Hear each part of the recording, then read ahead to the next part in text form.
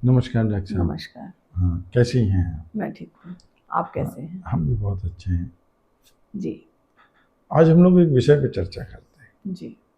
Doctor साहब, अक्सर देखा जाता है ये ऑटिज्म है क्या? हमसे अक्सर पेशेंट पूछता है, तो हम इसको सरल शब्दों में कैसे समझें? आज हमारे दर्शकों को समझाइए कि ऑटिज्म है क्या? जी, समाज में आजकल इस तरीके के बच्चे बहुत हैं और यह एक न्यूरोलॉजिकल डिसऑर्डर है, जिसमें ब्रेन और नर्वस सिस्टम प्रॉपर वर्क नहीं कर पाता है और बच्चे को सीखने में, समझने में बड़ी ही कठिनाइयों का सामना करना पड़ता है। Neurological disorder. जी। डॉक्टर साहब कहते हैं कि इसके मुख्य लक्षण क्या हैं? कैसे पहचानेंगे इसको? इन बच्चों में एक तो हाइपर एक्टिविटी, ये आई कांटेक्ट ठीक से नहीं कर पाते हैं, इनका कंसंट्रेशन नहीं होता है, ये एक जगह बैठते नहीं हैं और ये बार बार अपनी बात को रिपीट करते हैं। ये इनका विशेष लक्षण होता है जिसके द्वारा हम ऑटिज्म को ठीक ढंग से पहचान सकते हैं। तो डॉक्टर साहब, हम लोग ऑटिज्म को किस उम्र में पहचान सकते हैं? वैसे तो सामान्यतः ये 2 से 3 वर्ष की आयु तक निश्चित रूप से पहचाने जाते हैं, लेकिन कई बार हम इसको 6 महीने, 8 महीने, साल भर में भी पहचान सकते हैं।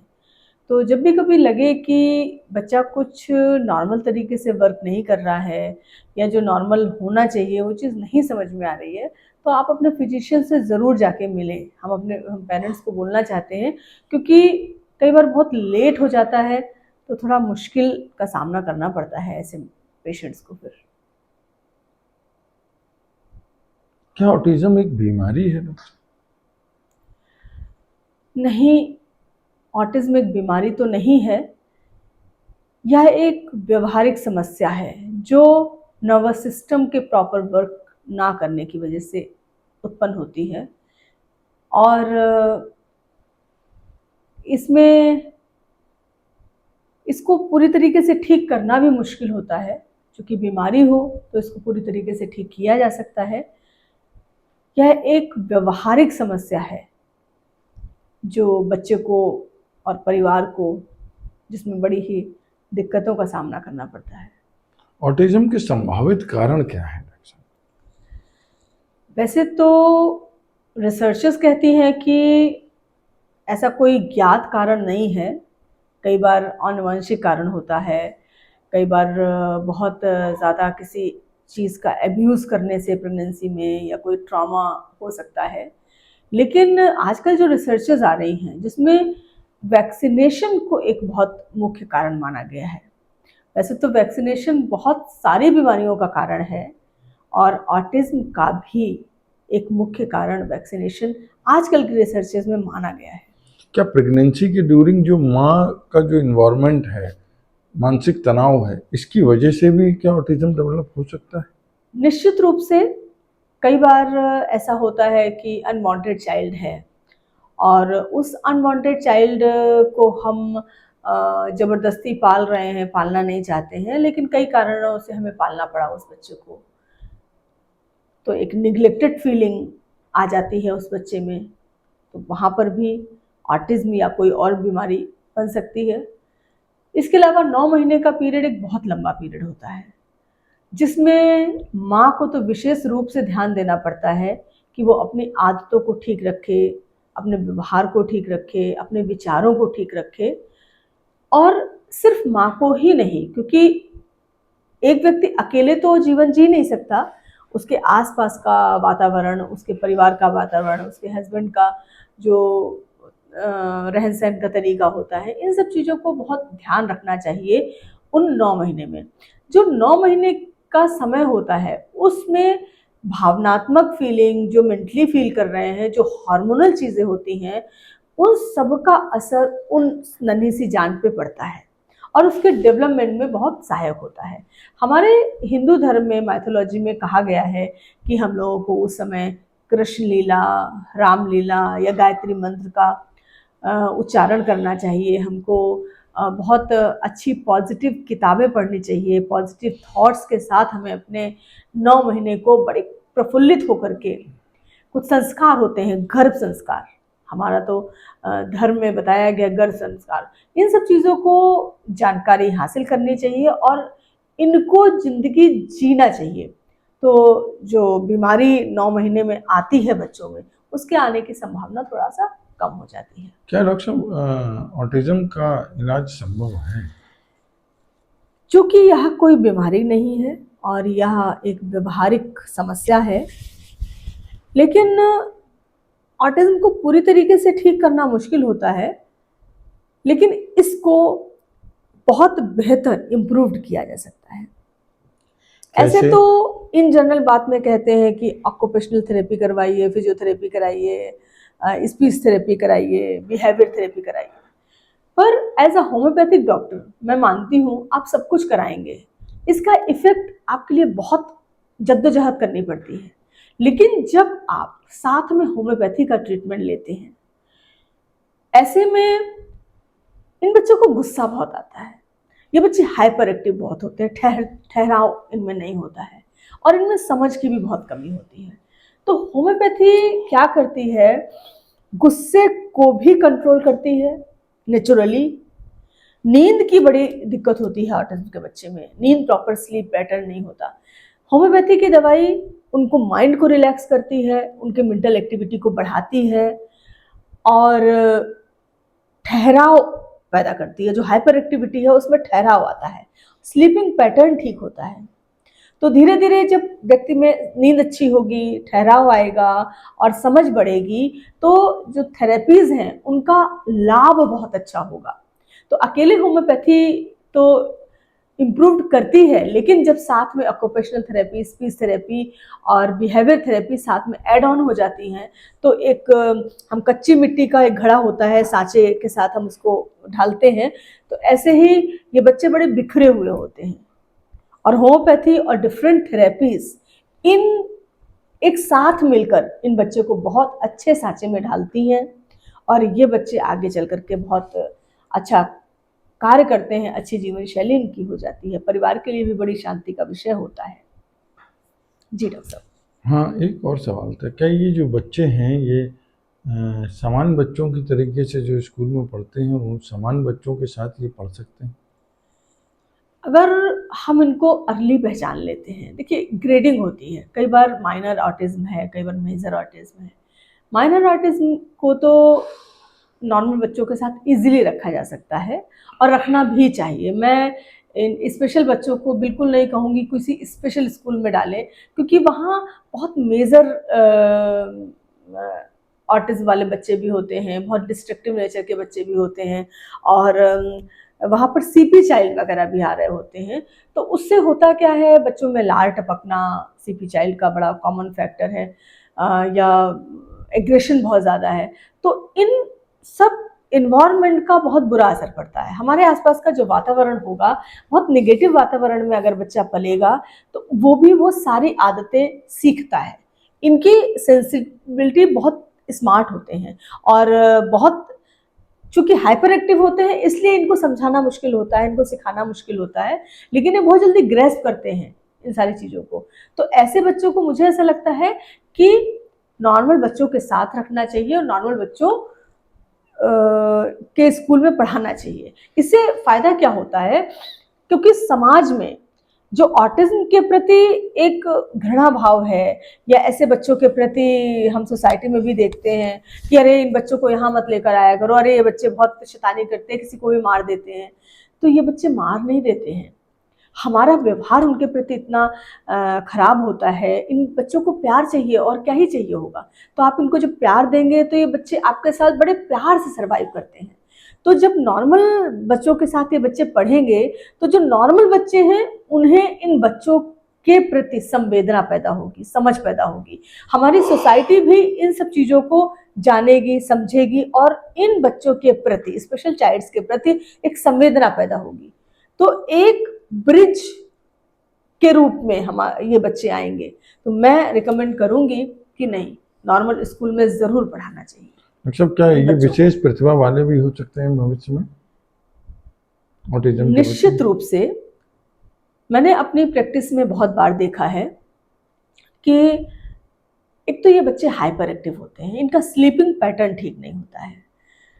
जब ये हमारे पास आते हैं तो इनका जब होम्योपैथिक सिमिलमम का हम चुनाव करते हैं और सिमिलमम दवाई जब देते हैं तो इनका इतना अच्छा डेवलपमेंट होता है कि ये बेहतरीन गाना गाते हैं, इंस्ट्रूमेंट बजाते हैं। मैंने देखा है किचन में बेहतर काम करते हैं। फ्लेमलेस कुकिंग को ज़रूर सिखाना चाहिए ऐसे बच्चों में। इनकी एनर्जी कहीं तो ग्रेस्प होगी और ये कुछ सीखेंगे भी। और आप जब इन बच्चों को सिखा देते हैं तो ये कभी भूलते नहीं उन चीज़ों को, बड़े फास्टिडियस तरीके से अपने कार्य को करते हैं। मेरे पास एक बच्चा आता है कानपुर से, हाइपर एक्टिव था, बहुत गुस्सा, खुद को मारना, परिवार को मारना और अपने आप को चोट ज़्यादा पहुंचाना, रोना। जब उसका ट्रीटमेंट यहाँ से हुआ तो उसका गुस्सा इम्प्रूव्ड हुआ, रिलैक्स होने लगा और नींद अच्छे से आने लगी। हुआ उससे ये कि वो आर्ट ड्राइंग बनाने लगा, पेंटिंग करने लगा। इडली का बैटर इडली के सांचे में डाल के अपनी माँ की मदद करता है। एक और बच्चा मेरे पास आता है, करीबन 14 साल का है वो, उसको नींद ही नहीं आती थी जिसकी वजह से ज़्यादा हाइपर एक्टिव था और उसकी वजह से वो मारधाड़ बहुत थी, एग्रेशन बहुत था। जब उसका ट्रीटमेंट शुरू हुआ तो सबसे पहले तो उसका गुस्सा कम हुआ और नींद ठीक हुई। इससे हुआ ये, घर में आज कूड़ा नहीं रह सकता, एक भी बर्तन गंदा नहीं हो सकता, साफ सफाई का विशेष ध्यान करना। माँ बीमार हुई तो इलेक्ट्रॉल पाउडर ही देना बना के प्रॉपर क्वांटिटी में। ये बच्चे संगीत में, ड्राइंग में समझदारी बढ़ गई, बहुत इंटेलेक्चुअल होते हैं। किसी एक क्षेत्र में ये बहुत ही अच्छे इंटेलेक्चुअल बच्चे होते हैं। ये इनको जो जिस क्षेत्र में आप कार्य सिखाएंगे, ये भविष्य के बेहतरीन सिंगर हो सकते हैं, बेहतरीन आर्टिस्ट हो सकते हैं, बेहतरीन डांसर हो सकते हैं, बेहतरीन कुक हो सकते हैं। नहीं डॉक्टर साहब, आपने बताया कि ऑटिज्म के प्रति जागरूकता होनी चाहिए और समाज में इनको बराबर की मान्यता देनी चाहिए, विद्यालयों में भी इनको साथ में ही पढ़ाना चाहिए और ऐसे बच्चों से घृणा नहीं करनी है। ऐसे बच्चों को इनकी क्या विशेष प्रतिभा है जो कि उभार के हम सामने लाएं और ऐसे बच्चों के प्रति सामान्य व्यवहार करना चाहिए। हाँ, जब तक हम क्या डॉक्टर साहब ऑटिज्म संक्रामक भी है? नहीं, कोई संक्रामक नहीं, ये एक जेनेटिक बीमारी है। हाँ। रिसर्चर्स कहती हैं जेनेटिक है, पर जीन्स में कहीं देखा है कि उसके कोई एंसेस्टर्स ऑटिज्म से पीड़ित नहीं थे। लेकिन जब एक बार आप पीड़ित हो जाते हैं तो फिर अब आपकी पीढ़ी दर पीढ़ी ये जीन्स के जरिए ही पहुंचता है। ये एक जेनेटिक बीमारी है और एब्यूज़ भी मैं मानती हूँ, कहीं ना कहीं हम मेडिसिनल एब्यूज़ करते हैं तब भी ऑटिज्म के खतरे बढ़ जाते हैं। लेकिन ये संक्रमण नहीं है, आपको छूने से नहीं लगेगी। आप जो गांव की पुरानी रीति है कि ये टेढ़े मेढ़े या इस तरीके के बच्चों को दूर सुबह सुबह नहीं देखो या हम इनसे बचते हैं, अरे ये भगवान का प्रकोप है, ऐसा कुछ नहीं होता है। ये कोई ईश्वर का प्रकोप नहीं होता है, ये हम मानव का ही प्रकोप होता है जो बच्चों तक पहुंचता है। उनको हमारी पीढ़ियों का ही प्रकोप होता है जो बेचारे बच्चे झेलते हैं। लेकिन जब हम अपने साथ उनको रखते हैं तो हमारा समाज में जब संवेदना होती है तो इन बच्चों का जीवन थोड़ा आसान हो जाता है। इतना तो हम ज़रूर कर सकते हैं। जैसे उदाहरण के लिए मैं आपको एक वाक़या बताती हूँ अपने ही क्लिनिक का। अब एक बच्चा जा रहा है 3 किलोमीटर दूर वैन में बैठ के, अगर ड्राइवर के अंदर संवेदना नहीं होगी तो ऐसे बच्चों को 3 किलोमीटर दूर ड्राइवर कैसे लेकर जाएगा? उसको हॉर्न से पीड़ा हो रही है, ऐसे बच्चों को साउंड से भी बड़ी दिक्कत होती है और हॉर्न बजाया जा रहा है तो बच्चा और रोएगा और उत्तेजित होगा। तो ऑटिज्म का संवेदना, कहाँ संवेदना है? तो एक मानव को, एक समाज को इन बच्चों के प्रति जगाने की अति आवश्यकता है। और ऑटिज्म को हम बीमारी न मान के एक व्यवहारिक समस्या है और इस व्यवहारिक समस्या को हम जो नॉर्मल व्यक्तित्व हैं अपने गलत व्यवहार से उसको और बढ़ा देते हैं। अगर हमारी संवेदनाएं सही होंगी, हमारी संवेदनाएं अच्छी होंगी, इन बच्चों के प्रति पॉजिटिव होंगी तो ये बच्चे बड़े सिर्फ प्यार ही तो मांगते हैं, बड़े प्यार से आप इनको हैंडल कर सकते हैं और समाज में की मुख्य धारा में ला सकते हैं। लेकिन जब तक हम प्यार नहीं देंगे उनको, वो मुख्य धारा में आएंगे कैसे? तो डॉक्टर साहब होम्योपैथी के ऑटिज्म में क्या रोल है और आपका क्या इसमें योगदान है आपके हॉस्पिटल का? होम्योपैथी और ऑटिज्म। मुझे लगता है कि होम्योपैथी का योगदान तो हर क्षेत्र में है। जब प्रेगनेंसी होती है, प्रेगनेंसी तो एक नॉर्मल प्रक्रिया है, लेकिन फिर भी हम गायनिक के पास जाते हैं, 9 महीने चेकअप कराते हैं। जब 9 महीने में कोई एबनॉर्मलिटी हो रही होती है, तो क्या मॉडर्न साइंस में कोई उपाय है? तो क्या मॉडर्न साइंस में उस एबनॉर्मलिटी को ठीक किया जा सकता है? अल्टीमेटली गायनिक को सलाह देनी पड़ती है कि आप इसको एबॉर्ट करा दीजिए। बच्चा सर्वाइव नहीं कर रहा है, या बच्चा का हार्ट डेवलपमेंट नहीं हुआ, या बच्चे की ग्रोथ स्लो है, या पानी प्रॉपर नहीं कभी है, कभी कहते हैं हार्ट बीट नहीं है, डेवलपमेंट नहीं है। तो जहाँ तक एज अ होम्योपैथिक प्रैक्टिशनर, मेरी 20 साल की प्रैक्टिस है, और इस प्रैक्टिस में मैं जहाँ तक रिसर्च करती हूँ और स्टडी करती हूँ, मैंने हमेशा महसूस किया है कि जब प्रेगनेंसी हुई, इवन प्रेगनेंसी से पहले पेरेंट्स जब प्लान करें कि हमको बच्चा चाहिए, दोनों को 2 महीने 3 महीने का आइडियलिज्म की बात कर रही हूँ। ऐसा प्रैक्टिकली जो बहुत समझदार माता पिता होते हैं वो ऐसा करेंगे ही, लेकिन आइडियलिज्म की बात कर रही हूँ मैं कि 2-3 महीने पहले आप होम्योपैथिक ट्रीटमेंट लीजिए। जो आपके अंदर एबनॉर्मलिटी होंगी वो ठीक हो जाएंगी। और ड्यूरिंग प्रेगनेंसी 9 मंथ तक माँ को ट्रीटमेंट ज़रूर लेना चाहिए होम्योपैथिकली। क्यों लेना चाहिए? अगर कुछ एबनॉर्मलिटी पैदा हो रही है, वो तो होम्योपैथी से क्योर होती ही है। डेवलपमेंट बहुत अच्छा होता है होम्योपैथी की मदद से। बच्चा का ग्रोथ और उसमें कोई एबनॉर्मलिटी की संभावना कम होती है। इसके साथ साथ अगर कोई बीमारी रनअप कर रही होती है उस दौरान, वो भी क्योर होती है, क्योंकि होम्योपैथी जेनेटिक लेवल को क्योर करती है। तो 9 मंथ में तो होम्योपैथी का भी बहुत अच्छा रोल है। लेकिन जब ऑटिज्म बच्चा पैदा होने के बाद समझ में आया, वैसे तो 4.5 मंथ पर अब एक अल्ट्रासाउंड होने लगा है, जिससे आप समझ सकते हैं कि बच्चे में कोई एबनॉर्मलिटी है या नहीं। अब बच्चा पैदा हो गया, 3, 4, 5 महीने के बाद, 6 महीने के बाद आपको समझ में आया कि उसमें कुछ प्रॉब्लम है। आप वहाँ से होम्योपैथिक ट्रीटमेंट ले सकते हैं। और चूंकि ये कोई बीमारी नहीं है ऑटिज्म, तो आप इसको 4-6 महीने ट्रीटमेंट लेकर के छोड़ देंगे, उस 4-6 महीने ट्रीटमेंट लेने के बाद कुछ फ़ायदा हो जाएगा, ऐसा नहीं है।